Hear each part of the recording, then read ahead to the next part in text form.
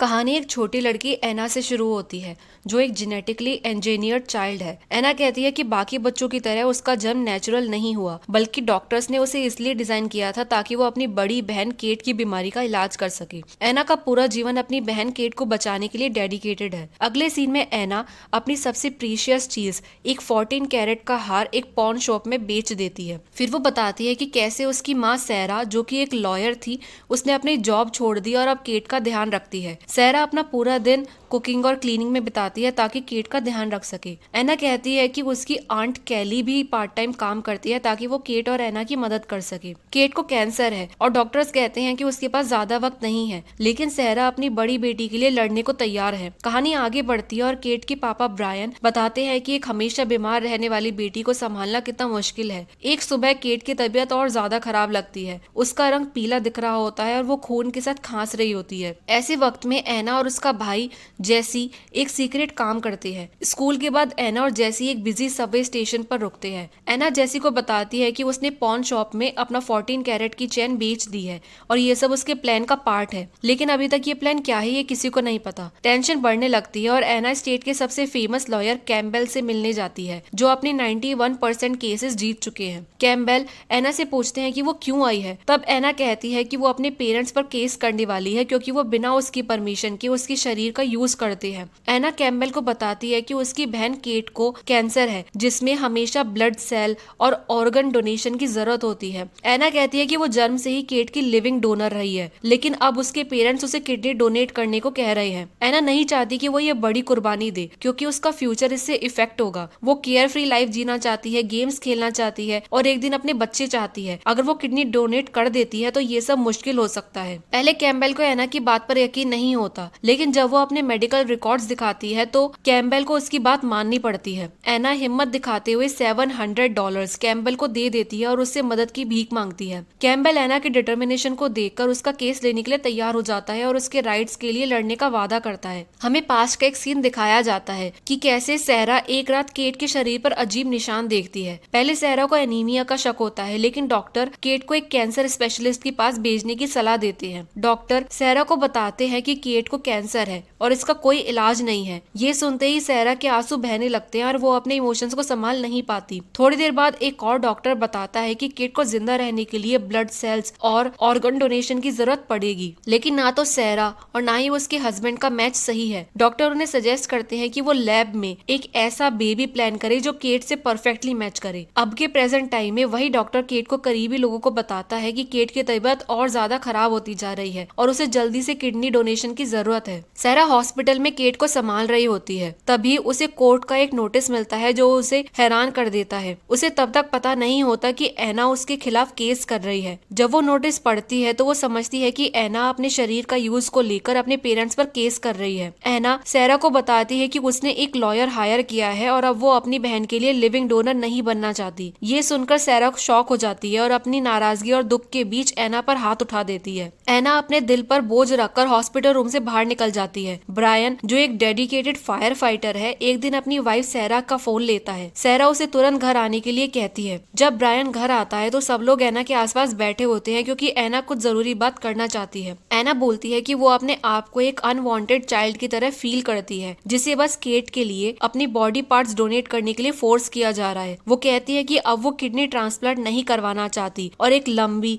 और tension free life जीना चाहती है। एना डॉक्टर से सुन चुकी है कि ट्रांसप्लांट के बाद उसे कितना केयरफुल रहना पड़ेगा और वो अपनी लाइफ का मजा लेना चाहती है। स्पोर्ट्स खेलना, ड्रिंक्स लेना और अपनी फैमिली बनाना, ये सब ट्रांसप्लांट के बाद मुश्किल हो जाएगा। सहरा एना से केट की मदद करने की भीख मांगती है, लेकिन एना सुनने को तैयार नहीं होती। वो गुस्से में बोलती है कि उसकी भी लाइफ है और ये कहकर वो घर से निकल जाती है। ब्रायन टेंशन के बीच में एना की बात समझता है और उसे रोकने की कोशिश नहीं करता। थोड़ी देर बाद ब्रायन एना को अपने वर्क प्लेस ले जाता है ताकि उसका मूड हल्का हो सके। वहाँ सब लोग एना को पसंद करते हैं और एना अच्छा वक्त बिताती है। कुछ देर बाद सहरा वहाँ आती है और ब्रायन से किडनी ट्रांसप्लांट के बारे में बात करती है। ब्रायन उसे समझाता है कि एना का डिसीजन है कि वो अपने बॉडी पार्ट्स डोनेट करे या नहीं। वो कहता है कि एना बड़ी हो रही है और उस पर फोर्स करना गलत है। अगले दिन सहरा लॉयर कैम्पबेल के ऑफिस जाती है और कहती है कि एना का केस बिल्कुल समझ नहीं आता। सहरा ये भी कहती है कि एना सिर्फ 11 साल की है और स्टेट के लॉज के अनुसार वो 14 साल के बाद ही अपने डिसीजन ले सकते हैं। कैम्पबेल सहरा की बात का जवाब देते हुए हुए कहता है कि चाहे एना की एज छोटी हो लेकिन उसे भी अपने राइट्स के लिए लड़ने का हक है। फिर कैम्बेल सैरा से पूछता है कि क्या उन्होंने एना के साथ कुछ ज्यादा ही गलत तो नहीं कर दिया। सैरा बिना जवाब दिए ऑफिस से निकल जाती है और कहती है कि अब वो कोर्ट में मिलेगी। फाइट के बाद केट अपने ब्लैंकेट के नीचे छुप जाती है और सनलाइट का सामना करना नहीं चाहती। ब्रायन जेंटली उसे उठने के लिए कहता है और समझाता है कि फ्रेश एयर लेना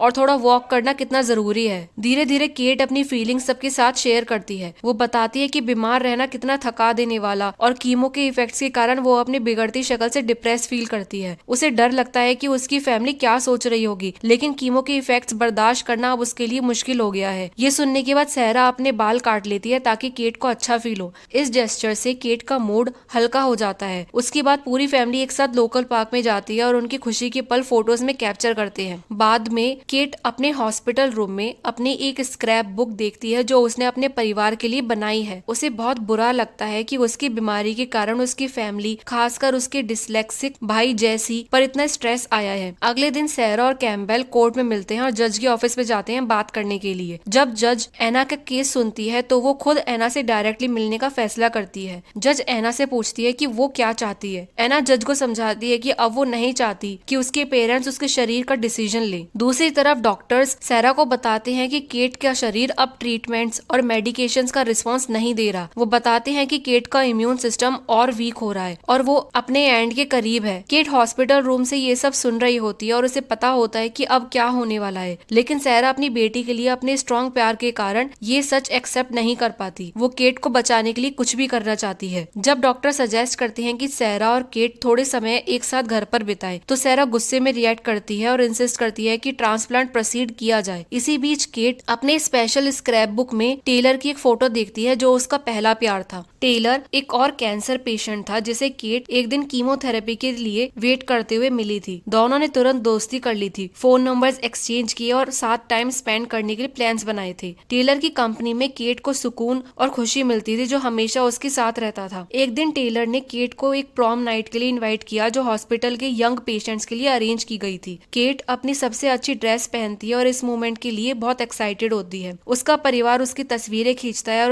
और उनकी मुस्कान देख के बहुत खुश होता है। केट और टेलर प्रॉम पर साथ जाते हैं, रात भर डांस करते हैं और उन पलों को यादगार बनाते हैं। लेकिन कुछ दिनों बाद केट उदास हो जाती है क्योंकि टेलर उसके मैसेजेस का जवाब देना और उससे मिलना बंद कर देता है। सैरा हॉस्पिटल स्टाफ से टेलर के बारे में पूछती है और एक दिल तोड़ने वाली खबर मिलती है कि टेलर का देहांत हो चुका है। अब की बात करें, ब्रायन डायलिसिस के बाद केट से मिलता है और पता लगता है कि केट बीच पर जाना चाहती है। ब्रायन डॉक्टर चांद से परमिशन लेता है जो कहते हैं कि अगर केट को शाम 7 बजे तक वापस ले आया जाए तो वो जा सकती है। ब्रायन सारी प्लानिंग करता है और केट को बीच ले जाता है। जब ब्रायन बीच के लिए घर से चीजें लेने जाता है, सैरा केट को कार में देख लेती है और उसे रोकने की कोशिश करती है क्योंकि वो उसकी हेल्थ को लेकर चिंता में होती है। लेकिन ब्रायन अपने डिसीजन पर मजबूत रहता है और कहता है कि अगर सैरा मना करेगी तो वो उसे डिवोर्स दे देगा। सैरा आखिरकार मान जाती है। बीच पर केट की खुशी सबको महसूस होती है और सैरा और कैली भी उस फन में शामिल हो जाते हैं। फैमिली एक साथ समय बिताती है और केट को टाइम से हॉस्पिटल वापस ले आती है। उस दिन के बाद कोर्ट में एना का केस सुना जाता है। हियरिंग के दौरान एक याद सामने आती है कि जब टेलर की डेथ के बाद केट ने अपनी जान लेने की कोशिश की थी, तब एना ने वक्त पर आकर उसे रोका था। कोर्ट में सैरा एना से सवाल करती है क्योंकि उसे लगता है कि कोई उसे केट के ऑर्गन्स देने से रोकने की कोशिश कर रहा है। जैसे जैसे बात आगे बढ़ती है, जैसी बीच में बोल पड़ता है और एना से कहता है कि वो सच बताए। एना मना करती है लेकिन जैसी बताता है कि केट खुद मरना चाहती है और एना सिर्फ अपनी बड़ी बहन की इच्छा पूरी कर रही है। सैरा पहले तो हैरान होती है, लेकिन जब ब्रायन जैसी के बयान को सपोर्ट करता है तो वो इस सच्चाई को समझ लेती है। इसी बीच कैम्बेल अचानक बेहोश हो जाता है और बाद में ये पता चलता है कि वो एपिलेप्टिक है। जब कैम्बेल थोड़ा ठीक हो जाता है तो कोर्ट केस का प्रोसेस दोबारा शुरू होता है। हॉस्पिटल में ब्रायन मूड को हल्का करने के लिए पिज्जा ऑर्डर करता है। आखिरकार केट अपने घर वालों से कह देती है कि वो सब छोड़ दें। केट अपनी स्क्रैप बुक देती है और कहती है कि वो मरने के लिए तैयार है। सैरा केट का हाथ पकड़ती है और रोती है। उस रात केट अपनी माँ के साथ उसकी बाहों में मर जाती है। अगले दिन केट के फ्यूनरल में सब लोग उदास होते हैं। कुछ दिन बाद मिस्टर कैम्बेल एना को कोर्ट में जीतने के सबूत के पेपर्स देता है और बताता है कि उसका सक्सेस रेट 91% है। कैम्बेल एना से कहता है कि अगर कभी उसे मदद चाहिए हो तो वो हमेशा उसके लिए रेडी रहेगा। कहानी के एंड में एना बताती है कि केट के मरने के बाद उनकी जिंदगी में कई बदलाव आए।